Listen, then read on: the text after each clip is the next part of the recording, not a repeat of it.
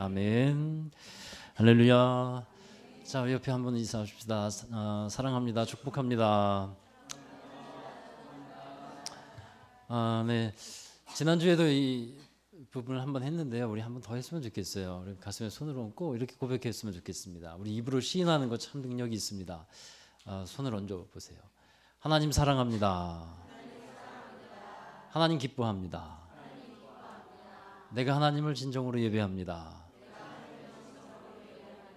아멘. 예. 감사합니다. 네, 따라해 주셔서 감사합니다. 여러분, 성경 다음으로 많이 읽혀진 책이 있습니다. 그 책이 뭔지 아세요? 성경 다음으로 많이 읽혀진 책이 있다고 하는, 세계적으로. 그게 수학 교과서가 아니고요. 자습서가 아니고 철로역정이라는 책이에요. 철로역정. 그러니까 본향 천국을 향하여 나아가는 순례자의 과정을 그리고 있는데, 이 책의 저자는 존 버년이라는 사람인데, 그는 영국에서 17세기에 살았던 사람입니다. 그 당시에 영국에는 성공회라고, 지금도 있지만 그 성공회가 국교입니다. 지금도 영국은 국교가 성공회지만, 이 존 버년은 그러나 성공회 신자가 아니었어요. 그런데 설교를 했다는 명목으로 이제 감옥에 갇히게 됩니다. 그 감옥에 있을 때 철로역정을 집필하게 됩니다. 그 어려운 시기에 감옥에서 철로역정을 써요. 그래서 그 수많은 사람들에게 큰 영감을 주었고, 믿음의 길을 끝까지 완주하는 그것에 참 아름답고 귀한 의미를 전해주고 있는 책입니다. 여러분, 또한 우리가 성경에 대해서 좀 기본적으로 알 것이 있는데, 신약 성경은 총 몇 권입니까? 27권이에요. 예, 성경 한 권인데요. 물론 한 권이지만 그 안에 신약 성경은 27권입니다. 그 중에 사도 바울이 쓴 서신이 몇 권이라고 알려져 있나요? 13권으로 알려져 있어요. 사도 바울의 서신은 13권입니다. 그 중에서 13권의 사도 바울 서신 중에서 옥중에서 쓴 서신이 있어요. 옥중 서신이라고 하는데, 그 서신이 몇 개냐면 4개입니다. 골로새서, 에베소서, 빌립보서, 빌레몬서, 이 4개의 성경이 이제 옥중에서 쓴 성경이에요. 근데 여러분, 옥중에서 이런 아름다운, 그리고 하나님의 귀한 사랑과 또 믿음을 전해주는 서신을 쓰게 되었다는 거예요. 그 중에서 이 빌립보서를 보면, 빌립보서의 주제가 뭔지 아세요? 기쁨이라는 거예요. 감옥에 갇혀 있는 상황에서도 사도 바울은 자기에게 그리스도 안에 있는 기쁨이 있다는 것을 말하고, 또 성도들에게 그 기쁨을 전해주고 있는 거예요. 자, 여러분, 정말 위대하게 쓰임 받은 사람, 큰 일을 행한 사람은 달라도 뭐가 다르다는 것을 보게 됩니다. 감옥에서도 찬양할 수 있었고, 답답한 상황에서도 희망을 노래하는 사람, 그리고 그것이 현실이 되는 삶을 살았던 사람들이에요. 감옥과 비슷한 곳이 있는데, 오늘 말씀에 좀 비슷한 것을 찾아본다면 동굴이라는 거예요. 여러분, 오늘 저와 여러분이 시편 57편을 읽었는데요. 이 시편 57편은 다윗의 시편입니다. 부제에 이 시편 앞부분에 보면 이렇게 되어 있어요. 다윗이 사울을 피하여 굴에 있던 때에. 그러니까 동굴이 감옥과 같은 곳은 아니지만 공통된 점이 하나가 있습니다. 감옥과 굴의 공통된 점은 갇혀 있다라는 느낌을 준다는 거예요. 감옥에 들어가 있는 것이나 동굴에 들어가 있는 것이 좀 갇혀 있는 이미지를 갖습니다. 지금 다윗은 사울 왕이 자기를 죽이려고 쫓아오니까 동굴로 들어가서 그곳에 갇혀 있게 되는 거예요. 여러분, 사람에게 이 시기심이라는 게 들어오면요, 이게 무섭습니다. 사람의 마음에 시기심이 들어오면 어떤 그 사람을 미워하게 되고, 그 미움은 그 사람을 죽이려고 하는 마음으로 가득하게 돼요. 다윗이 이제 블레셋과의 전투가 있었는데, 그때 다윗이 놀라운 그 승리를 거뒀어요. 여러분이 잘 알고 있는 다윗과 골리앗의 전투에서 다윗은 물맷돌로 골리앗을 이기게 됩니다. 그 일로 인해서 이제 블레셋을 이스라엘군이 크게 승리하게 되죠.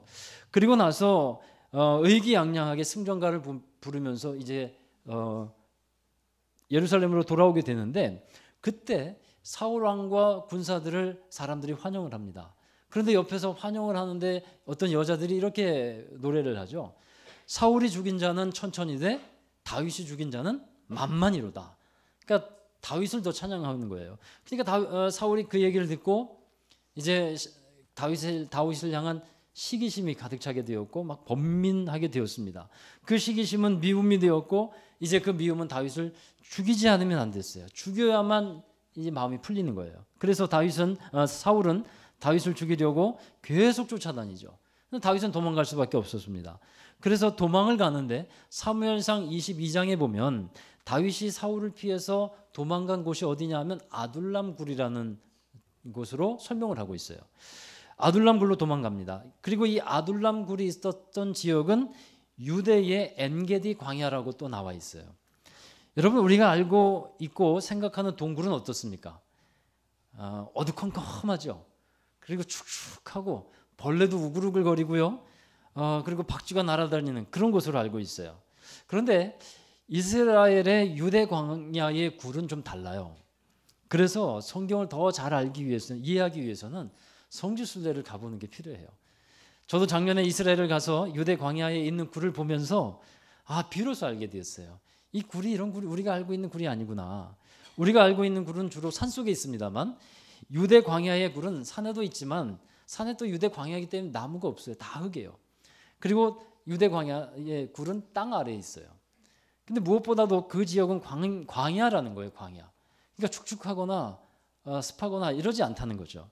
그래서 유대 광야의 굴은 메말라 있는데 여기 사진에 제가 좀 준비를 했는데 사진 준비되나요? 예. 이게 실제로 이스라엘에 가면 여기가 엔게디 광야에 있는 아둘람 굴입니다.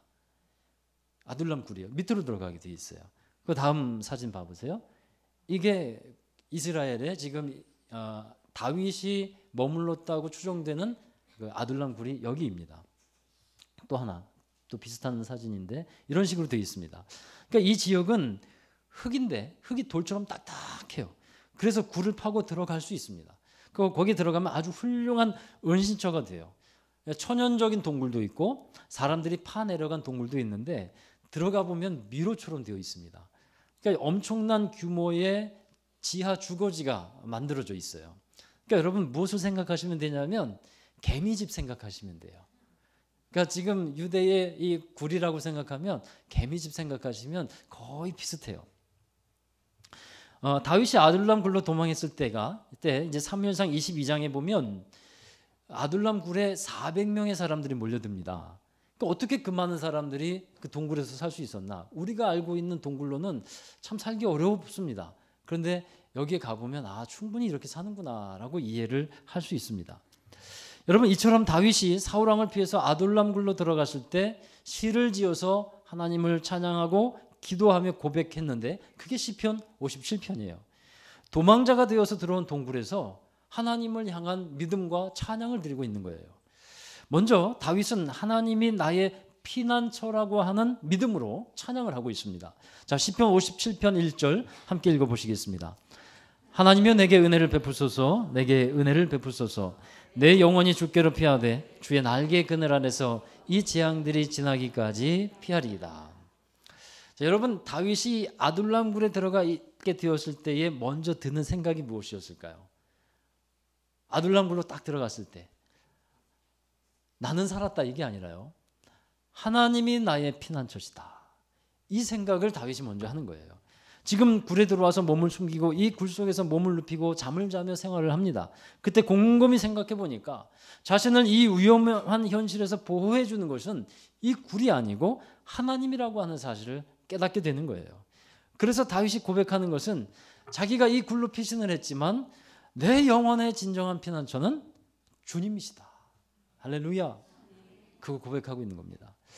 여러분 하나님은 나의 피난처가 되신다는 이 고백이 저와 여러분의 또한 고백이 될 수 있길 바랍니다.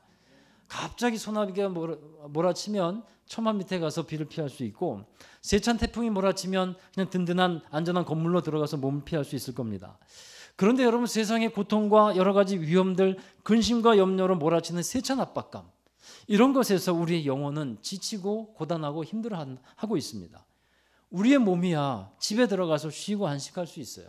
그러나 세상의 세찬 고통 속에서 신음하고 있는 우리의 영혼은 어느 곳에 가서 쉼을 얻고 안식을 얻을 수 있겠습니까? 우리의 영혼은 하나님 안에서 안식을 얻고 쉼을 얻는 줄로 믿습니다. 여러분 하나님의 품은 때로는 아버지의 품처럼 넉넉합니다.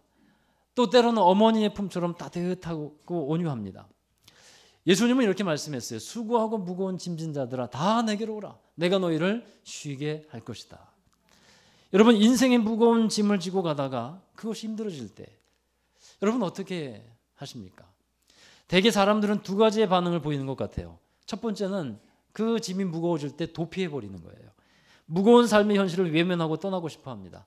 그래서 요즘에 자연인이다라고 하는 프로그램이 많이 나오는데 여러분 많이 보실 것 같아요. 왜냐하면 저도 TV를 틀다가 뭘 볼까 그러면 자연인이다라고 하는 곡이 자꾸 그 눈길이 가요. 산속으로 들어가서 집을 짓고 살고 스스로 농사를 짓습니다. 근데 대개 그 사람들은요 다 사연이 있는 사람들이에요. 여러분 많은 아픔이 있는 사람들이에요. 왜 그런 프로가 인기를 끌고 있을까요? 그만큼 삶에 지치고 힘든 사람이 많다는 거예요. 그러니까 그걸 보면서 대리 만족을 좀 하는 거예요. 그리고 나도 나중에 저렇게 살까? 생각을 한번 해보는 거죠. 두 번째는 어려운 고통과 또 짐이라는 문제를 안았을 때 자기의 힘으로 그 무거운 짐을 감당해 보려고 합니다. 열심히 일을 합니다. 돈을 벌어서 장래를 위해서 준비해 두려고 합니다. 나중에 어떤 위험한 일이 생길지 모르니까 좀 더 많이 소유해서 그 짐을 스스로 해결해 보려고 합니다. 아마도 또 대부분의 사람들이 이렇게 삶을 살아갈 것이라고 생각해요. 그런데 여러분 이런 삶을 추구할 때 그런 사람들이 잊고 있는 것 한 가지가 있어요. 그 영혼의 쉼터, 그 영혼의 안식처가 없다 하는 것입니다. 프랑스의 영웅 나폴레옹이 한때 세계를 제패했잖아요. 그가 워털루 전투에서 패합니다. 그리고 나서 세인트 헬레나 섬이라는 곳에 유배가 되는데 한 기자가 그를 찾아가서 만났어요. 그리고 묻습니다. 장군님, 지나온 생애 가운데 가장 행복했던 순간이 언제였습니까? 이제 나폴레옹이 백발이 무성해서 초췌한 모습으로 눈물을 흘리면서 그 질문에 대답을 합니다. 가장 행복했던 때는 스위스의 알프스 산맥을 넘었을 때였는데 잠시 전투가 소강 상태에 있었는데 그때가 어느 주일날 아침이었어요. 산 아래 조그만 교회에서 종소리가 났는데 그 소리에 이끌려서 교회당으로 들어갔어요. 그때 나도 모르게 눈물이 주르르 흘러내렸는데 저는 그때가 제일 행복했던 것 같아요. 많은 땅을 정복하고 승리를 거두었을 때 행복한 것이 아니라 그 조그만 예배당에 들어가서 하나님 앞에 예배할 때 그때가 가장 행복했다고 나폴레옹은 얘기합니다. 또 한 선교사가 기차 여행을 하고 있었어요. 근데 앞에 앉은 사람을 보니까 얼굴에 낙심이 가득해요. 얼굴이 많이 어두워요. 그래서 기차에서 곧 뛰어내릴 것 같은 그런 표정을 하고 있어요. 그래서 그 사람에게 이렇게 말했어요. 형제님, 예수님 믿고 하나님을 의지해서 수고하고 무거운 짐을 그분에게 맡기면 진정한 평안을 얻을 수 있을 겁니다. 라고 말했더니 그 사람이 이렇게 대답해요. 불난 집에 부채질하지 마세요. 당신이 내 처지에 있어 보십시오. 하나님이 어디 계신다고? 하나님이 계시면 내게 이런 고통을 주실 리가 있어요? 그러면서 막 원망 섞인 말을 했어요. 그때 선교사가 이 만년필을 하나 꺼냈어요. 기차니까 기차가 막 흔들립니다. 그러면서 탁자 위에다 놓고 이 만년필을 한번 세워보세요. 그랬더니 그 사람이 지금 이 사람아 장난하세요? 이걸 어떻게 이 흔들리는 기차에서 세운단 말이에요. 그랬더니 저는 세울 수 있어요. 그래서 선교사가 세우는 시범을 보이는데 딱 놓고 손으로 붙잡고 세운 거예요. 그러니까 이 앞에 있는 사람이 지금 나를 놀리냐고 막 화를 내고 역정을 냈습니다. 그랬더니 저는 세웠잖아요. 여러분 그러면서 말합니다. 이 만년필은 그냥 혼자는 못 서더라도 손으로 잡으면 세울 수 있습니다. 우리의 인생도 혼자는 못 섭니다. 하나님께서 우리를 붙들어 주시면 당신의 인생은 설 수 있습니다. 그 말을 건넸어요. 여러분 그렇습니다. 주님 안에 우리가 거하면서 피난처를 삼고 그 안에서 일어서야 할 줄로 믿습니다. 이 두 번째로 다윗이 가졌던 믿음이 있어요. 이 동굴 안에서 하나님께 마음을 확정하는 믿음을 가졌다는 거예요. 우리 시편 57편 7절입니다. 함께 읽습니다. 하나님은 내 마음이 확정되고 내 마음이 확정되었사오니 내가 노래하고 내가 찬송하리이다. 지금 다윗이 어떤 상황에 처해 있는지 다시 한번 볼 수 있길 바라요. 여러분 4절을 보시면 내 영혼이 사자들 가운데 누워 있다 그래요. 그리고 사람들의 창과 그 말로 하는 창과 화살이 있고 또 사람들의 마음을 후벼파는 자기를 후벼파는 날카로운 말도 많다고 얘기합니다. 이런 상황에서 다윗은 마음을 누구에게 확정해요? 하나님께 확정하고 있다는 거예요. 여러분, 이런 대적들이 우글우글거리는 상황에서 그 사람의 마음은 그 상황에 휩쓸리기가 쉽습니다. 지금 다윗은 굉장히 억울한 거예요. 다윗이 잘못한 게 한 개도 없어요. 자신은 정말 선한 뜻을 가지고 나라를 위해 싸웠고 헌신했어요. 많은 수고를 했습니다. 그런데 돌아온 것은 핍박이었고 모욕이었고 죽음의 위협이었어요. 이런 상황이라면 잠 못 이루는 날이 어디 하루 이틀이겠습니까? 눈물로 밤을 지새운 날이 어디 하루 이틀이겠습니까? 그런데 다윗은 이때 이렇게 고백합니다. 내 마음은 주님께 확정되었습니다. 내 마음은 하나님께 고정되어 있습니다. 할렐루야. 어떤 상황이든 나는 하나님만을 바라보며 찬양하겠습니다 라고 하는 고백인 거예요. 여러분, 사람은 어디에 마음이 꽂혀 있는가에 따라 삶이 달라지게 되어 있어요. 그렇게 마음이 꽂혀 있을 때 그 꽂혀 있는 것에 열정을 갖게 됩니다. 아이들이 갖고 싶은 것이 있을 때 여러분 반응을 한번 생각해 보세요. 우리 아이가, 막내 아이가 한 번은 팽이에 꽂혔어요. 그 팽이를 갖고 싶었는데 더 좋은 팽이를 갖고 싶은 거예요. 그러니까 아침에 일어나자마자 아빠 팽이 언제 사줄 거야? 사준다고 얘기도 안 했는데 언제 사줄 거야 말합니다. 그래 알았어. 그냥 지나가는 말로 했더니 학교 다녀와서 나를 찾습니다. 뭐라고 물어볼까요? 만나자마자 아빠 팽이는? 또 저녁이 되면 자기 전에 아빠 팽이 언제 사줄 건데? 어느 날은 또 핸드폰에 마음이 꽂혔어요. 기회가 있을 때마다 날 볼 때마다 아빠 핸드폰은 자기가 뭘 잘했을 때 상을 줄 것 같으니까 아빠 핸드폰은 늘 얻을 때까지 그렇게 얘기를 해요. 여러분, 이 사실을 아십니까? 하나님은 누구에게 어디에 마음이 꽂혔을까요? 하나님은 여러분에게 마음이 꽂혀 있어요. 그래서 우리를 눈동자처럼 지키시고 보호하신다, 지켜보신다고 말씀하고 있는 겁니다. 하나님이 세상을 이처럼 사랑하사 독생자를 주셨어요. 그 세상 가운데 누가 있습니까? 내가 들어가 있고 여러분이 들어가 있는 것입니다. 하나님이 우리에게 마음이 확정되어 있다 하는 사실입니다. 그래서 예수님을 우리에게 내어주신 것입니다. 그리고 하나님이 또한 우리에게서 받고 싶은 것이 뭘까요? 그러면 여러분, 우리의 확정된 마음이에요. 하나님도 우리에게 마음이 꽂혔는데 하나님이 또 우리에게 원하시는 것은 우리 또한 하나님께 마음이 꽂히기를 원하신다는 거예요. 하나님께 마음이 꽂히고 확정되면 그 다음은요, 그 사람은 하나님이 제1순위가 됩니다. 모든 일에 있어서 하나님을 먼저 생각해요. 그래서 나오는 것이 찬양이고 감사예요. 여러분, 다윗을 보십시오. 다윗은 주위에 여러 대적들이 둘러싸고 있는 상황에서도 하나님께 마음이 확정되고 나니까 하나님을 찬양하고 있어요. 시편 57편 8절을 보십시오. 내 영광아 깰지어다. 비파야 수금아 깰지어다. 내가 새벽을 깨우리로다. 비파와 수금은 언제 쓰는 악기입니까? 찬양할 때 쓰는 악기예요. 무슨 말입니까? 하나님을 찬양하겠다는 거예요. 이 많은 대적들이 우글거리는 이 상황에서도 자기는 하나님을 찬양했다 말합니다. 그리고 그때가 언제예요? 새벽에 하겠다는 거예요. 내가 새벽에 일어나 찬양하면서 기도하겠다고 고백하고 있어요. 새벽에 와서 다윗을 깨우는 게 아니에요. 말씀해 보니까 내가 새벽을 깨우리로다. 새벽이 왔기 때문에 다윗이 일어나는 게 아니라 다윗이 먼저 일어나서 새벽을 깨우겠다, 찬양하면서 그 새벽을 깨우겠다 말하고 있습니다. 여러분, 새벽은요 하루의 첫 시간이죠. 그러니까 마음이 확정된 사람은 첫 것을 하나님께 드리는 것을 기뻐하는 거예요. 이 첫 것이 참으로 중요합니다. 첫 것을 하나님께 드린다는 것은 정말 귀중한 신앙이에요. 하나님이 첫 것을 귀중하게 여기시는데 첫 아들, 첫 열매 이런 것을 귀하게 여기신다고 성경에 나와 있죠. 그렇다고 그 다음 것들은 중요하지 않다 이런 뜻이 아닙니다. 첫 것을 드리는 신앙은 가장 귀한 것을 드리는 마음이기 때문에 하나님께서 그것을 인정하고 받아주신다 하는 뜻이에요. 11조 신앙도 바로 이 첫 것을 드리는 신앙입니다. 하나님을 존중하고 하나님이 정말 하나님 되심을 되게 하시는 그러한 삶을 살아가는 것이 바로 그러한 첫 것을 드리는 신앙이에요. 여러분, 이렇게 다윗은 동굴 속에서 하나님을 피난처로 의지하며 믿음을 가지고 찬양과 기도를 올려드렸어요. 다윗이 한 찬양을 한번 보십시오. 그 기도를 보십시오. 얼마나 아름다운지 몰라요.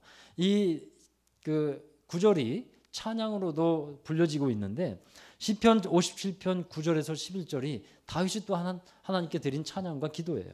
우리 함께 9절부터 11절 다윗의 심정이 되어서 한번 노래하는 심정으로, 찬양하는 심정으로 읽어보실까요? 주여, 내가 만민 중에서 주께 감사하며 문 나라 중에서 주를 찬송하리이다. 무릇 주의 인자는 커서 하늘에 미치고 주의 진리는 궁창에 이르나이다.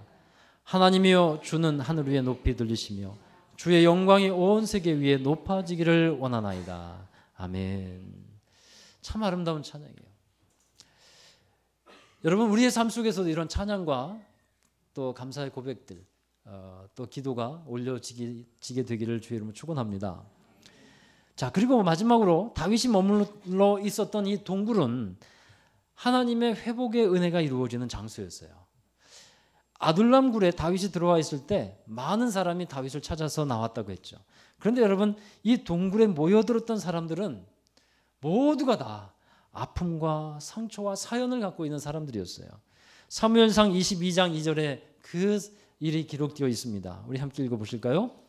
환난당한 모든 자와 빚진 모든 자와 마음이 원통한 자가 다 그에게로 모였고 그는 그들의 우두머리가 되었는데 그와 함께한 자가 400명 가량이었더라. 아멘. 지금 다윗도 쫓겨다니면서 엄청나게 힘들었고 또 지쳤을 겁니다. 그런 다윗에게 이처럼 많은 사람들이 찾아왔는데 그냥 건강한 사람들이 와서 다윗을 좀 위로해 줬으면 좋겠는데 위로받아야 할 사람들이 찾아와요. 고침받아야 할 사람들이 찾아와요. 그런 사람들이 한두 명도 아니고 400명이나 모여들었다는 거예요. 근데 여러분, 참 감사한 것은요, 그렇게 상처 많은 사람들, 아픔이 많은 사람들이 함께 모여서 다윗과 함께 살면서 회복이 되어서 나중에는 다윗이 그 나라를 재건할 때 하나님의 나라를 세우는 귀한 군사로서, 일꾼으로서 쓰임받게 되었다는 거예요. 회복이 되지 않았다면 그 사람들은 하나님의 군사로 쓰임받을 수가 없습니다. 그래서 이 동굴은 회복의 동굴이기도 합니다. 여러분, 제가 이런 시를 시에 나오는 구절을 한번 읽어드린 적이 있는데 정현종 시의 방문객이라고 하는 시가 있어요. 거기에 이런 글이 있는데 제가 좀 읽어드릴게요. 사람이 온다는 건 사실은 어마어마한 일이다. 그는 그의 과거와 현재와 그리고 그의 미래와 함께 오기 때문이다. 한 사람의 일생이 오기 때문이다. 부서지기 쉬운, 그래서 부서지기도 했을 마음이 오는 것이다. 그렇습니다. 여러분, 사연이 없는 사람이 누가 있겠습니까? 여러분 중에 사연이 없는 사람이 누가 있습니까? 아픔이 없는 사람 누가 있습니까? 모든 사람은 아픔과 사연의 흔적을 우리 몸의 문신처럼 다 새기고 살아갑니다. 그 흔적이 없어지지 않습니다. 그러나 여러분, 그 자리에 다시 새살이 돋고 새로운 기운이 나며 소망 가운데 나아갈 힘을 얻어야 할 줄 믿습니다. 어떤 사람이 다시 일어날 수 있을까요? 하나님이 피난처가 된 사람이에요. 하나님께 마음이 확정된 사람, 그 사람에게 하나님은 회복의 은혜를 부어주시는 줄로 믿습니다. 대학교의 한 강의실에서 무신론자였던 대학교 교수님이 학생들에게 이렇게 말했어요. 학생들, 하나님이 모든 것을 창조했다고 기독교인들은 말하고 있는데 그렇다면 이 세상에 악들이 많지 않냐? 그럼 이 세상에 많은 악이 존재하는데 하나님도 악을 창조하신 것이 된다. 그러므로 하나님은 악하다. 이렇게 말을 했어요. 그러니까 자기 의견을 증명한 것처럼 의기양양해졌고 강의실은 학생들은 아주 조용해졌습니다. 그러자 한 학생이 손을 들었어요. 그리고 질문을 합니다. 교수님, 어둠이 존재합니까? 당연히 존재하지. 아닙니다, 교수님. 어둠은 존재하지 않습니다. 어둠이 있는 이유는 빛이 없기 때문입니다. 교수님, 추위가 존재합니까? 당연히 추위가 존재하잖아. 아닙니다, 교수님. 추위라는 것은 열이 없을 때 사람이 어떻게 느끼는지 나타내는 표현일 뿐입니다. 또 학생이 말합니다.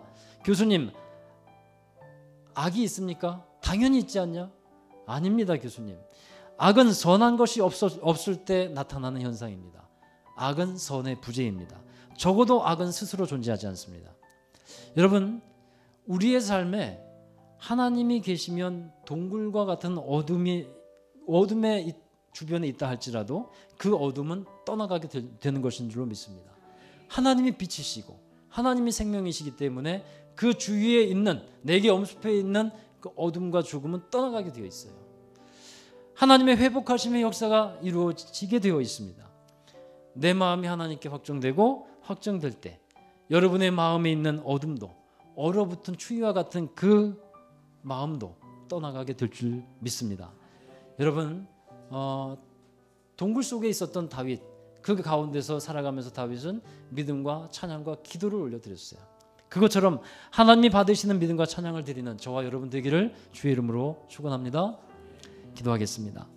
하나님, 어두컴컴한 그런 동굴 같은 속에서도 하나님이 함께 하심을 확신하며 또 감사하며 하나님을 찬양하고 주의 영광을 높여드렸던 다윗처럼 우리의 삶 속에서도 우리의 입술을 통해 우리의 삶을 통해 하나님의 이름이 높여지고 하나님의 빛된 영광이 드러나는 저희들이 되게 하여 주옵소서. 생명 되신 하나님이, 생명 되신 주님이 우리 함께 하시고 빛 되신 주님이 우리 함께 하실 때 우리에 있는 그 어둠과 우울함과 죽음의 그 역사들이 떠나가게 될 줄로 믿습니다. 우리를 살려주신, 생명으로 이끌어주신 하나님을 찬양하며 주의 인자와 진리가 하늘 궁창에까지 미치고 있사오니 저희들 그 아래서 살아가며 감사하며 하나님께 영광 돌리게 하여 주옵소서. 예수 그리스도의 이름으로 감사하며 기도하옵나이다. 아멘. 우리 다 함께 자리에서 일어나셔서 파송과 결단의 찬양을 부르시는데요. 아까 우리 불렀던 찬양입니다. 모든 상황 속에서 라는 찬양인데 우리의 믿음을, 우리 마음을 주님께 확정하십시다. 우리 오늘 읽은 말씀에도 나오는 구절입니다. 우리 마음을 주님께 확정할 때, 그 분명한 믿음으로 나아갈 때 하나님께서 우리에게 놀라운 회복의 역사들을 이루어 가실 줄로 믿습니다. 우리 함께 찬양합니다. 모든 상황 속에서, 모든 상황 속에서 주님을 찬양할지라, 주를 찬양할지라. 우리의 큰 상급은 오직 주님이십니다. 주는 너의 큰 상급. 또한 주님이 우리의 도움 되십니다. 큰 도움이시라. 주의 얼굴 구할 때, 주의 얼굴 구할 때 주의 영이 우리 안에 충만하게 주의 영을 부사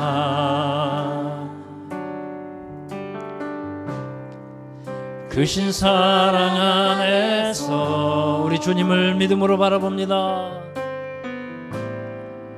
주를 보게 하소서. 우리 함께 하신 하나님, 내 영혼이 주님께 확정되고 확정되었사오니, 내 영혼이 확정되고 확정되었사오니 믿음의 눈들어 주를 바라봅니다. 내 영혼이 확정되고 확정되었사오니 믿음의 눈들어 주를 바라봅니다. 주를 바라볼 때, 주를 찬양할 때 주의 나라 이미 임했네. 주의 영원한 나라 주 보게 하소서. 내 영혼이 주님께 확정되고 확정되었사오니 믿음의 눈들어 주를 바라봅니다. 여러분, 세상을 의지하지 아니하고 오직 주님을 의지하며 여러분의 마음, 우리의 마음이 오직 주님께 확정되기를 원합니다. 믿음의 눈을 들어 주님을 바라보며 살아가십시다. 어둠 속에서 주저하지 아니하고 낙심하지 아니하고 우리 주님 바라보며 나아가십시다. 내 영혼이 확정되고 확정되었사오니 믿음의 눈들어 주를 바라봅니다. 내 영혼이 확정되고 확정되었사오니 믿음의 눈들어 주를 바라봅니다.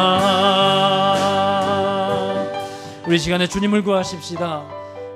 주님께 우리의 마음을 드리며 믿음을 확정하십시다. 이 세상 어떤 것도 의지하지 아니하고 오직 주님께 모든 소망을 두며 믿음으로 주님과 함께 살아가는 삶을 결단하십시다. 내 마음이 확정될 때 어둠 속에 있는 것 같을지라도 우리에게 낙심으로 채워지지 아니하고 다시 소망 가운데, 다시 치유 가운데, 회복 가운데 일어서게 하실 주님을 찬양하십시다. 우리 주님께 우리의 마음을 결단하며 믿음으로 나아가십시다. 우리 함께 기도하십니다. 거룩하신 아버지 하나님 감사합니다. 오늘도 귀한 말씀 통해서 우리의 영혼이 주님께 확정되기를 다시 한번 주님 앞에 우리의 마음을 드리기를 원합니다. 하나님, 우리에게 은혜를 베풀어 주시옵소서. 우리가 진정 하나님께 은혜를 받는 자 되게 하여 주시옵시고 내 영혼이 주님께로 피합니다. 우리 피난처 되시고 안전한 피난처 되신 주님을 찬양합니다. 이 세상 어떤 것도 우리를 안전하게 할 수 없고 우리를 보호해 줄 수 없지만 그러나 내 영혼은 주님 안에서 안식을 얻고 힘을 얻습니다. 하나님, 우리가 정말 주님 안에 힘을 얻게 하여 주옵소서. 수고하고 무거운 모든 짐을 주님께 맡기며 오직 주님께 나아가 힘을 얻는 저희들 되게 하여 주시옵소서. 주님, 우리 안에 생명으로 역사하고 계심을 믿습니다. 주님께서 우리 안에 빛으로 역사하고 계심을 믿습니다. 하나님, 우리 안에 있는 모든 어둠들이 떠나가게 하여 주옵소서. 내가 나사렛 예수 그리스도의 이름으로 명하노니 우리 안에 있는 모든 어둠은 떠나갈지어다. 모든 슬픔은 떠나갈지어다. 모든 죽음의 역사들은 떠나갈지어다.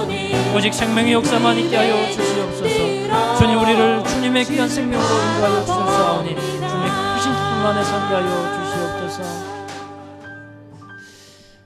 하나님, 우리 안에 많은 상처와 아픔도 있지만 그러나 주님 안에 그 흔적을 가지고 나온 이들을 기억하여 주시고 다시 새롭게 하시고 회복하여 주시는 하나님을 찬양합니다.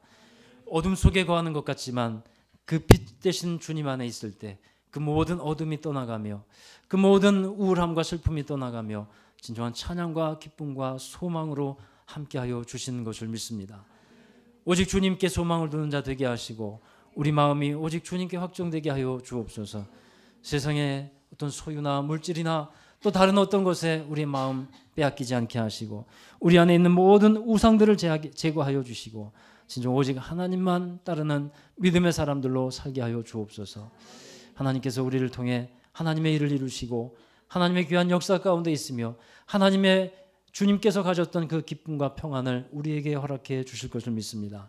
하나님, 정말 저희들의 우리의 모든 삶을 기억해 주셔서 하나님의 회복해 주시는 역사, 풍성케 하시는 은혜의 역사들로 함께하여 주옵소서.